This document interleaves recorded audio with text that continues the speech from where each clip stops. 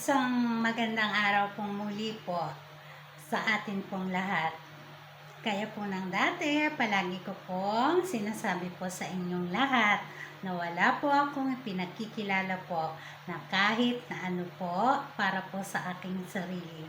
Isa pong Aba na tagapagpahayag po kung ano po ang nilalaman ng ating banal na libro, na ang nilalaman po nito ay nagmula po sa ating pong banal na Espiritu Santo, na siya naman po niyang ibinahagi sa inyo pong abang lingkod, kaya naitala ito at ako rin po ang naatasang direkta pong magpahayag po nito po sa inyo. Ayun nga po, yun pong nakaraang linggo sa pagpapatuloy nga po, bagamat ang ating banal na Espiritu Santo ay hindi pinahintulot na maitala ang mangilan-ngilang kasaysayan na nilakbay ng Diyos Ama, pinahintulot naman niyang ipahayag ko sa inyo upang maikonekta ko nga po ng direkta sa naging buhay naman po ng katawan ng ating Espiritu Santo, ng ating Berheng Maria po sa lupain pong ito.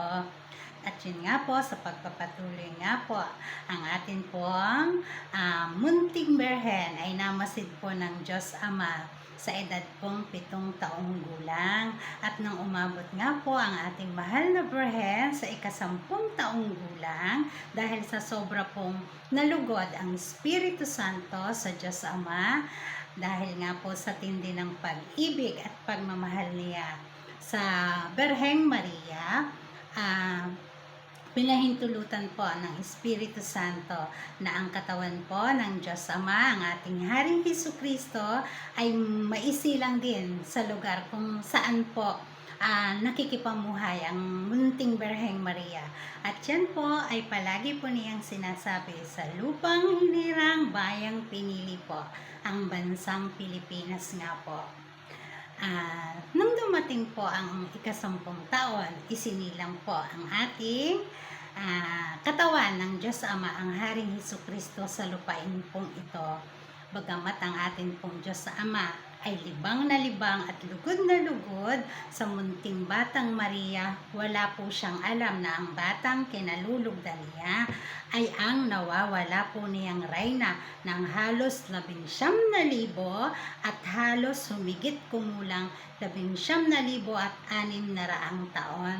Dahil nga po ang munting Maria po, ang mukha po ng kanyang reyna ay hindi mo pa po mababanaag po sa mukha po ng bata. Nagpatuloy po ang pagmamasid po, dahil nga po naisilang ang Panginoong Hesukristo, naiwan pong nakamasid sa atin pong munting Berhen ay ang Espiritu na rin lang po ng ating pong Diyos Ama, dahil nga po ang ating Panginoong Hesukristo nung isinilang sa lupaing ito ay taglay niya yung diwa lang niya, yung diwa niya, dahil yung Espiritu niya ay nanatili po nakatanglaw po sa munting Berheng Maria. At ganun din po ang Espiritu naman po ng ating Berheng Maria, tanging diwa lang po ang daladala nila sa ibaba. Wala silang kapangyarihan, wala kahit na ano, maliban po sa napakalinis, puro, likas at natural at busilak nilang puso. Yan po ang armas po ng dalawang katawan po ng Diyos. Ang Diyos Ama at ang katawan po ng Espiritu Santo.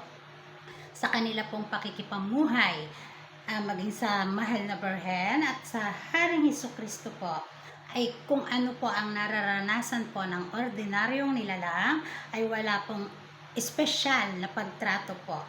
Ang dalawang espiritu po ay parehong nakatunghay. At ang atin nga pong munting Maria sa edad pong 10 taong gulang, hanggang sa dumating po siya sa ika-12 taong gulang niya, nagiging mainit na po sa mata po ng mga kampon po ng kalaban, kampon po ng kadiliman. Ang unti-unti pong nagiging dalagita po ang atin pong Berheng Maria. Nung dumating po siya sa ika-12 taong gulang, nagiging mainit po ang kampon po ng mambabarang, mangkukulam, manggagayuma, mga inggitera po. Talaga pong napakainit ng mata nila sa ating dalagitang Berheng Maria po. Dahil siya po'y lumalaki po na kaakit-akit po ang panlabas po niyang anyo. Nung naglabindalawang taon na po, sa hindi maipaliwanag ang ating mahal na Berhen, bigla na lang po siyang tinutubuan sa kanya pong pisngi ng malalaking parang tagihawat na parang sa isang araw biglang mawawala lang, parang ganun po dahil napakainit po ng mata sa kanya ng kampo ng dilim. Para po sa kanila, ang dalagitang Berheng Maria po ay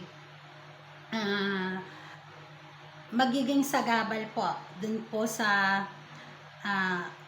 attention po, makakaagaw po ng attention na para sana sa kanilang mga anak ay makukuha po ng mahal na Berhen. Palaging ganun po ang dating.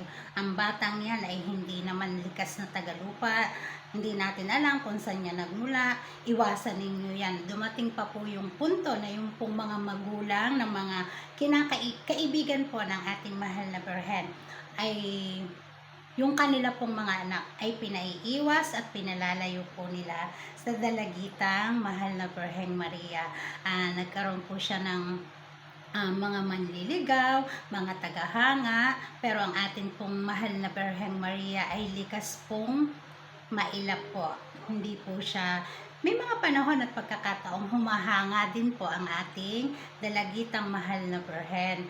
Pero likas po sa kanya na kapag yung pong isang lalaki o yung isang medyo hinahangaan niya ay ang atin pong mahal na Berheng Maria ay ayaw na ayaw po niya sa isang lalaki po na yung parang ang babae o siya ang gagawa ng paraan para mapalapit sa isang lalaki. Yun po ang isang bagay na mapapansin ninyo sa ating mahal na Berhen.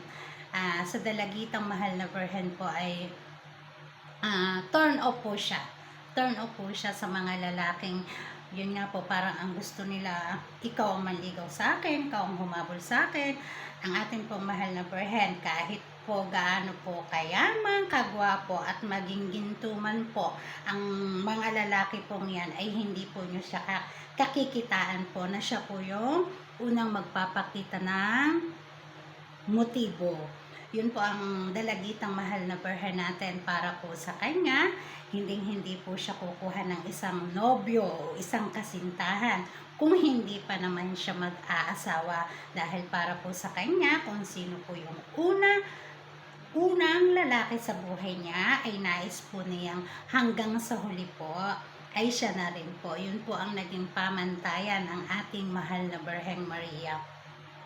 Kaya nga po, kahit po marami pong umaali-aligid po sa kanya ng mga kalalakihan po sa buong panahon po ng pagiging dalagita po ng ating mahal pong Berhen, ay hindi po siya nagkaroon ng matatawag pong nobyo.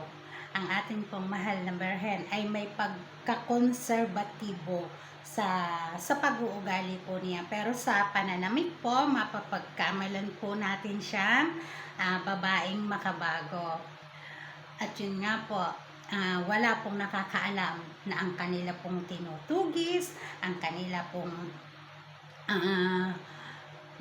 minamarkahan, ang babaeng yan, ang batang yan, hindi yan taga rito, nagmula yan sa kung saang lupain, isa yung alien, ay wala pong nakakaalam kahit po isa, na ang babaeng yan ay ang mahal na Berheng Maria, ang katawan ng Espiritu Santo, at ang nawawala pong reyna ng ating Haring Jesucristo.